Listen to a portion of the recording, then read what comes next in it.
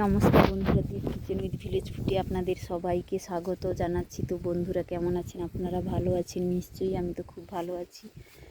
তো বন্ধুরা আজকে আমরা চলে এসেছি ফিশারিতে, যা মাছ ধরবো বলে মাছ ধরে রান্না করব বাড়ি গিয়ে। তার জন্য তো ফিশারিতে আমাদের কি কি গাছগুলো হয়েছে সামান্য কিছু গাছ আপনাদের দেখিয়ে দিচ্ছি। এখানে একটা পেঁপে গাছ রয়েছে,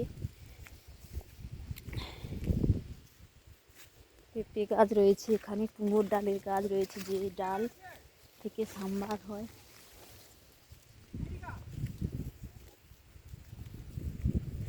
তোমাদের দাদা চলে এসেছে, ওখানে গিয়ে জাল ফেলার জন্য রেডি হচ্ছে। এইবারে যাচ্ছি,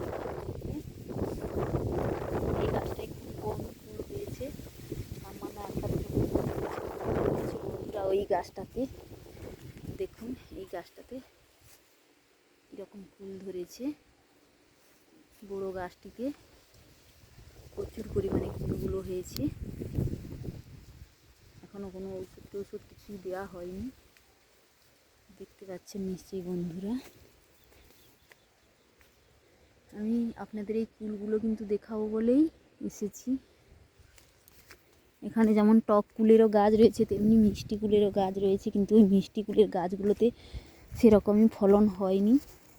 এই রয়েছে যা এই কুলগুলো, এগুলো কিন্তু খুবই মিষ্টি হয়।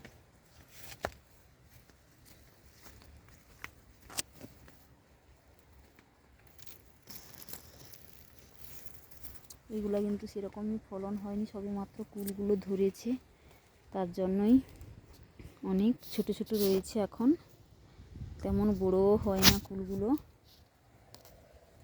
এখানে দুটো কুল বেশ বড় বড়ই হয়েছে, যেখানে কুলগুলো কম কম ফলন হয়েছে সেখানে কিন্তু বেশ বড় বড় হয়েছে।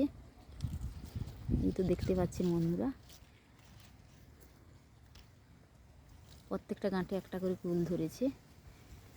এবং যে ডালতে খুবই বেশি পরিমাণে কুলগুলো ধরেছে সেখানে কিন্তু কুলের ফলনটা মানে আয়তনে কিন্তু খুবই ছোট ছোট আকারের হয়েছে। অনেকগুলো গাছ রয়েছে, এই সবগুলো কিন্তু ওই মিষ্টি কুল, যাকে আমরা ঘরোয়া ভাষায় টপা কুল ও বইয়ের কুল বলে থাকি।